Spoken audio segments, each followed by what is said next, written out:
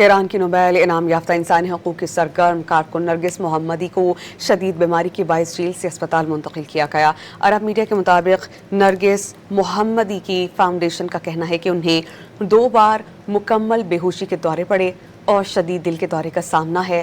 حالت بگڑنے پر فوری طبی امداد کے لیے انہیں اسپتال منتقل کیا گیا۔ وہ ایران کے شمال مغربی شہر زنجان کی جیل میں تھیں۔ ڈاکٹرز نے نرگس محمدی کی حالت تشویشناک قرار دیتے ہوئے بتایا کہ جیل میں ان کا علاج ممکن نہیں۔ ایران کی نوبیل انعام یافتہ انسانی حقوق کی سرگرم کارکن نرگس محمدی کو شدید بیماری کے باعث جیل سے اسپتال منتقل کیا گیا۔ عرب میڈیا کے مطابق نرگس محمدی کی فاؤنڈیشن کا کہنا ہے کہ انہیں 2 بار مکمل بے ہوشی کے دورے پڑے اور شدید دل کے دورے کا سامنا ہے۔ حالت بگڑنے پر فوری طبی امداد کے لیے انہیں اسپتال منتقل کیا گیا۔ وہ ایران کے شمال مغربی شہر زنجان کی جیل میں تھیں۔